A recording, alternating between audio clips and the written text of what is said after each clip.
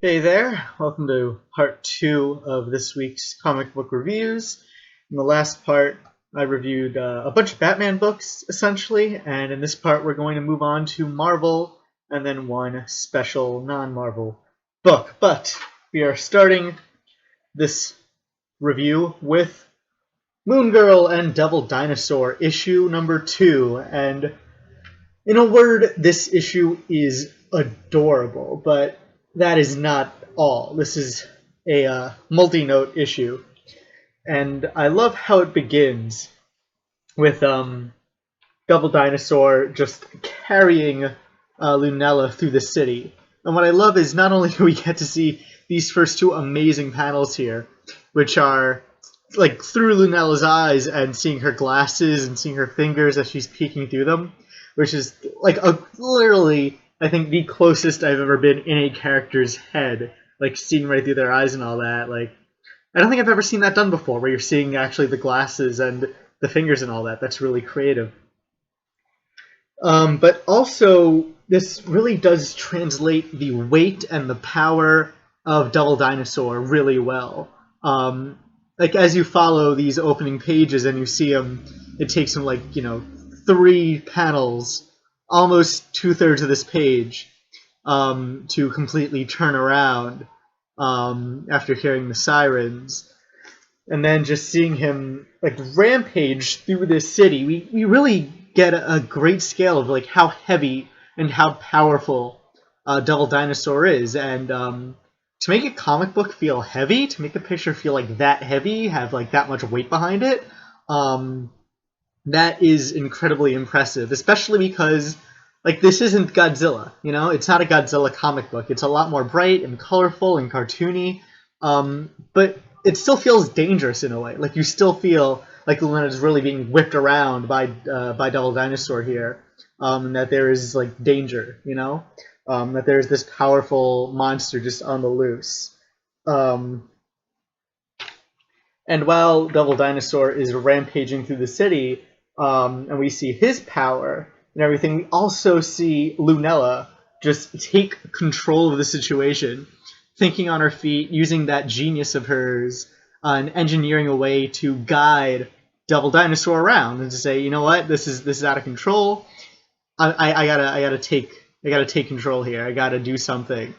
And we see her just distract Devil Dinosaur and use her gadget to guide Devil Dinosaur where she wants to go.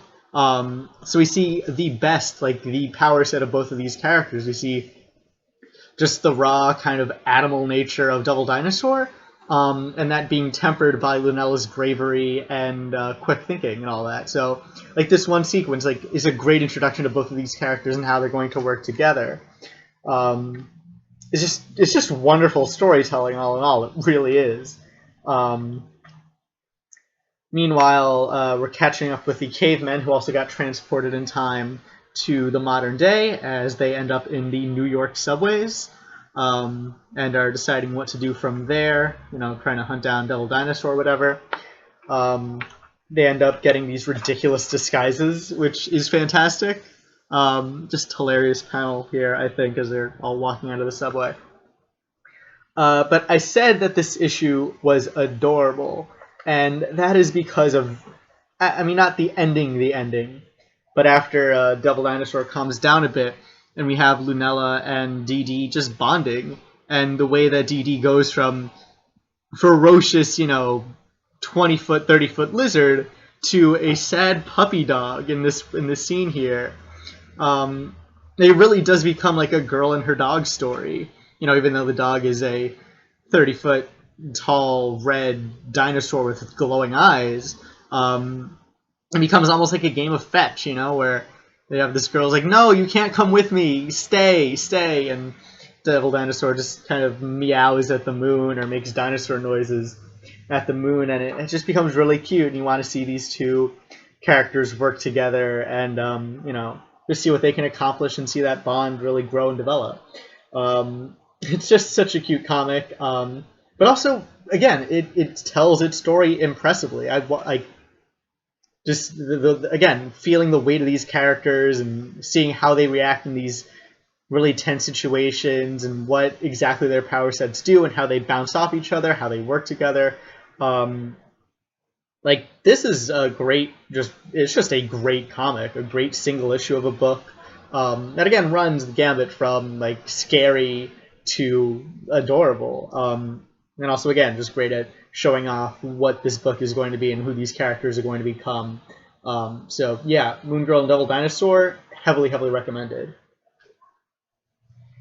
Next up, we have The Amazing Spider-Man, issue number 5. Yeah, 5. Yeah, 5. Okay, good.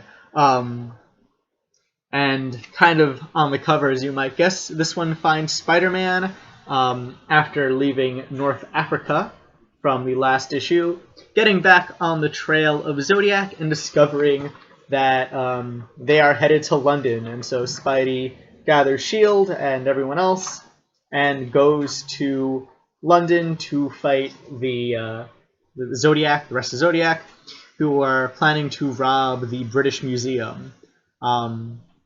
So we get that's basically this issue, is a fight with Zodiac against where's the page? Where's the big page where we see, here we are, Spider-Man swinging over over London. You have the London Eye and the House of, not the House of Lords. What's it called? I'm forgetting. What, the Parliament? I forget entirely what this building is called. Westminster? Pretty sure it's Westminster. And you see Spider-Man, Human Torch, Nick Fury, and everyone else just flying over London like that. It's really cool looking. And then we get, of course, the fight scene in the museum, which, again, really pretty looking, fun stuff. And that's basically this book is, again, Spider-Man and S.H.I.E.L.D. versus Zodiac in London. We're getting a bit more into some future story devices by the end of this book. There's some details that in order to find Zodiac, something happened with the Parker technology that essentially turned Parker Industries into the NSA, where they somehow, the Parker tech has hacked into London's security infrastructure, and they've been spying on London, which Peter was not aware of, and he doesn't feel that's right. Like, that's not what Parker Industries should be doing, and so of course he's mad about that. And I'm sure that'll be something in like the next arc or even 2 arcs from now. Dan Slott plays a long game, as anyone who's been reading this book long enough knows. Like, I mean, by this book I mean his run on Spider-Man. He likes to set up story arcs way in advance. So there's a lot of stuff in this book that probably won't pan out until like 6-10 issues in the future, which is interesting, especially now that I've read enough of his books to kind of catch on to which one of these things is probably going to be important. So yeah, that's, again, kind of a tiny book plot-wise. Pretty good action, pretty good quips. One of them I really like, as they're fighting in the museum, is back on the big splash page on the bottom here. You have Mockingbird go up against Sagittarius, who claims to be the best archer in the world, because of course Mockingbird has some experience with purple archer fellows. And yeah, it's continuing to be fun. It's Amazing Spider-Man, just been a fun book so far. I like the direction they're taking Spider-Man. I like how Peter's dealing with this responsibility of owning a business and still being a superhero on a global scale. And he has a discussion with that with the Human Torch, how he's kind of burning the candle at both ends here. But it's fun to see Peter take on this responsibility and not completely fuck it up. It really shows that he has grown as a character in the past 50 years or whatever. So again, Amazing Spider-Man, just a damn good Spider-Man book, and I'm glad that Slott's continuing his dynamite run on this. Moving quickly on to Daredevil issue number 2. Pretty much like the first issue. I just like the one thing that really got me off of the first issue was the art, which I guess I'm kind of warming up to in this one. We begin this issue with a look, it's kind of a split split story here, as you look both into Ten Fingers Church, as he kind of explains his cult and everything going on there, but also Matt Murdock building the DA's case against Ten Fingers for doing illegal shit that they really shouldn't be doing. I said last month when I reviewed the first issue of this book that I thought Ten Fingers was kind of silly. Like, I couldn't really... He just didn't strike me as all that scary. But one thing that is warming me up to the art is just how weird they make Ten Fingers look. Just how kind of creepy looking a guy with 20 fingers is. Then you have like close-ups on his hands like this one, or what's another good panel that just makes him look super duper creepy. Or yeah, here, this one here, where he's just has so many fingers, and it's just sends a chill down your spine, I feel. So that's working a bit better here. So as I said, Matt Murdock is building his case against Ten Fingers, which relies on a single witness, Billy Lee, who was brought in last issue. Ten Fingers does his best to silence Billy Lee, much to the chagrin of Matt Murdock / Daredevil. You know, it kind of interferes in your case when your one and only witness refuses to testify for one reason or another. The back end of this book has a lot to do with Daredevil training his new sidekick, Blind Spot. So we get a big sparring match. We get a little insight into Blind Spot's character, including why he's fighting, where he's from. He's from Chinatown. He's probably an illegal immigrant. And through this little scene here, as he's talking to Daredevil, we explore his thoughts on kind of himself as a model minority, which is... I really don't want to explain the whole concept of a model minority here, but it's that Asians especially are perceived to be less criminal, more well-behaved, smarter, blah, blah, blah, than other minorities like blacks or Latinos. So while they're still, oppressed and limited, by their opportunities because of systematic racism and stuff in America, the hegemony society still appreciates them more. So it's a very complex thing. I recommend researching it if it interests you at all. We get a little bit of insight into Blind Spot's kind of own feelings about himself and his own minorityness in Chinatown in New York City, and what that has to do vis-a-vis crime and all of that. Complex stuff, but it's fun to see in a comic. Like, I'm glad we're getting this sort of advanced material in a comic book, that it's no longer entirely just, people punching each other and good guys and bad guys. So yeah, I'm really, really warming up to Daredevil overall. I really like the dialogue between Daredevil and Blind Spot. I like how there's always been tons of comparisons drawing Daredevil and Batman together, being that they're mostly non-powered, use fear as a weapon, blah, blah, blah, blah, blah. And now we finally have given Daredevil his own Robin, and so seeing him interact with his own sidekick is kind of fun to see, especially considering, and Daredevil brings us up, his own trainer in Master Stick, and how despite being rough, Daredevil is infinitely gentler than Stick ever was. So yeah, again, just warming up to this book. Pretty good Daredevil story. They're getting dark. They're getting complicated. Again, even the silly ass villain is growing on me. Although by the end of this issue, something happens. I don't want to spoil what, but another villain becomes entangled in this story.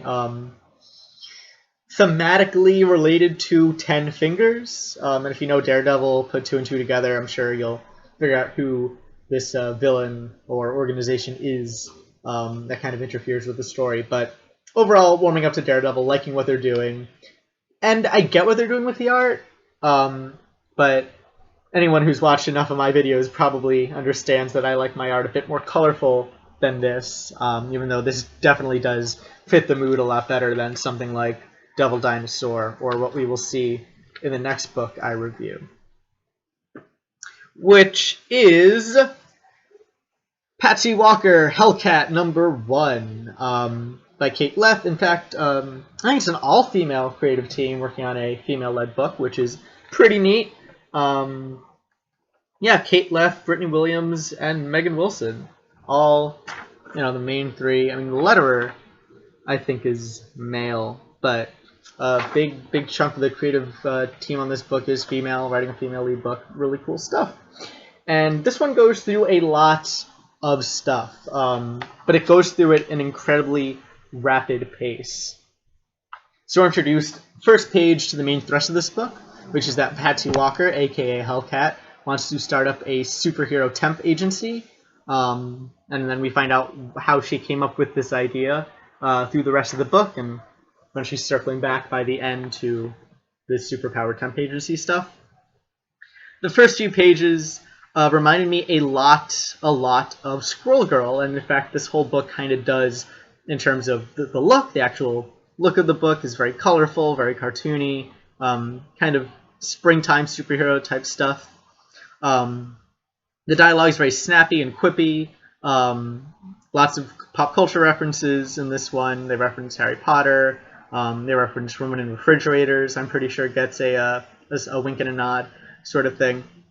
This first page here really quickly goes over the basics of Hellcat, who she is, that her mom in-universe wrote a bunch of books about her childhood, that she went to hell and married, I think, like the devil or something, a bit of what her powers are, her friendship with She-Hulk and all that. This whole page is very quick catch-up on Patsy Walker's powers, and then we see her foiling a small-time crook, first-time robber. We find out who throughout this book she befriends, thanks to Wicked, the musical, and just kind of talking to the guy and realizing that this guy isn't really a criminal. He just found out he has superpowers and is kind of desperate to make rent, which anyone in New York paying rent, I'm sure, can identify with. Again, very much like initial issues of Squirrel Girl, where she talked to her villains and tried to figure out other ways to defeat them rather than just punching them a lot. And so this first issue follows Hellcat and this new guy who goes by what's his name? It's really dumb. Telekininian, whatever. Telekinian. There we go. I added another N. Telekinian. And just helping this guy reform and learn how to use his powers to be a hero instead of a crook. And again, it's a light book, very humorous, small stakes.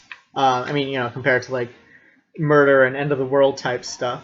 We're introduced to, besides that one little panel in the beginning, now we have more stuff fleshing out Patsy's friendship with She-Hulk and all that.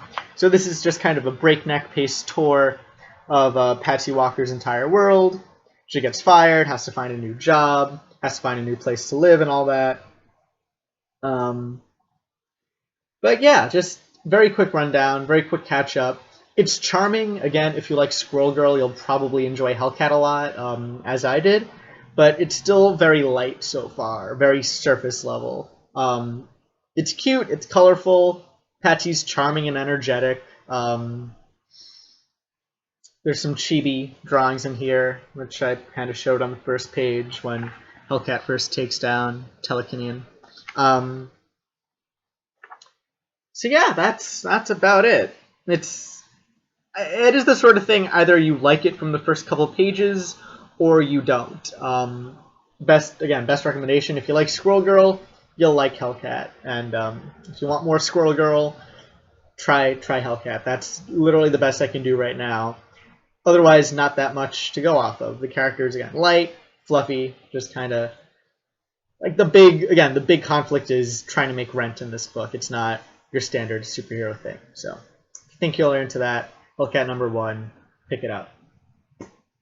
And the last book this week, and still one of the best ongoings, Saga, issue number 32. And like 3 times reading this one issue of this book, I had to stop and just like in my head, and then like vocalize out loud. This book is so good. This book is so good. It's amazing how 32 issues in, there has not been a bad issue. There has not been an issue with a lull. There has not been an issue that I did not thoroughly enjoy. Every issue lands. Every issue makes you like just goes directly to your feelings. This is a happy issue. Like, this is not a sad issue, which is great, especially because we've had a couple sad ones recently. And like this issue of Saga just makes you smile, especially if you've been reading it from issue 1. This is an issue that will just make you like, oh my god, this book is so good, and these characters are great, and they love each other, and just everything is wonderful. Everything is awesome in this book. We start with again, there's been a slight time skip, and so we catch up with Marco and Alana as they are trying to find out where Hazel has been taken. And so you see the two of them working together, kind of getting their relationship back together after the separation that happened a few issues ago. And we see them working as a team, and like more than a team, we see them working as a couple, and we see them banter with each other and playing to each other's strengths and all that, and complimenting each other, and just seeing them do this like information heist as they break into this building to find out like where Hazel is and like find her records and all that, and just seeing them do this, seeing them just completely badass separately and together, it makes you fall in love with these characters again. It's like seeing like two old friends back in action or something. It's not a Batman-Robin relationship because these two are completely equal. They're partners. They're a couple. They're married. And it's just great to see that relationship and then how that relationship plays out in an action beat. They run into these like fire cops, these candle cops who are just amazing. Like they're only in this book for a couple pages, but we see just like on the bottom here, like the floor is catching fire, and then as they go to arrest Marco and Alana, like just the whole records thing catches on fire, and they're like, oops, I guess we're gonna pin that one on you too. And Brian K. Vaughan just makes every character in this book, it just gives you something to like about them, even if they're like villainous or whatever. They're funny, they're likable, they're human, Like, even in these 2 pages, we see at least 2-3 parts of these characters' personality. We see them afraid, we see them brave, and all that. So, just really great stuff. And then this one page, just, again, I had to put down the book for a second and just go, this book is so good! As you see Alana hovering over their escape and begging Marco to just jump and grab her. We just see Alana's face here, and and then the caption, her eyes said it all, because they really do. Her eyes do say it all in this picture. In this one panel, we see exactly how Alana feels about Marco and exactly what Alana wants Marco to do, and how these two love each other so much, and how they egg each other on and make each other do whatever they can for their daughter. And it's just perfect. Like this, it's a book about rescuing a child, and we like the child. We've had 32 issues with Hazel or whatever. We like her. We know that. We want to see Hazel get rescued, and we want to see her parents be the ones that rescue her. We want to see them work together and rediscover that they love each other and all that. And it's the feels. And it's not bad feels. Unlike every other issue of Saga, this is not a book that will make you cry at the end. This is a book that will make you like fist bump and go, oh my god, they're back and they're doing it, and these two aren't the only characters we're being reintroduced to in this issue. At the end, we see 2 more characters who I don't want to quite spoil, because again, like every character is great, and you'll see them at the end of this book and be like, oh my god, they're back too, and they've also gone through the time skip, and everything's happening, and everything is great and wonderful, and oh man, this book just makes me so happy. Yeah, it's just, oh my god, this book is so great, and all the characters are great, and they work together great, and they're just, oh my god, they're bamps. Everything in this book is just so good. And it's amazing how 32 issues in, I'm still this excited about it. So, yeah, Saga gets an exuberant, total 100% recommendation. Read every issue of this book. You will not be disappointed. And that is it for this week's comic book reviews. Thank you so much for watching. I hope you enjoyed. If you did, please like the video. If you want more of these every week, please subscribe. Any comments, questions, recommendations, opinions, anything whatsoever, please put them down below and I will try and address them. Once again, thank you for watching, and I hope that you join me for some more comic book reviews.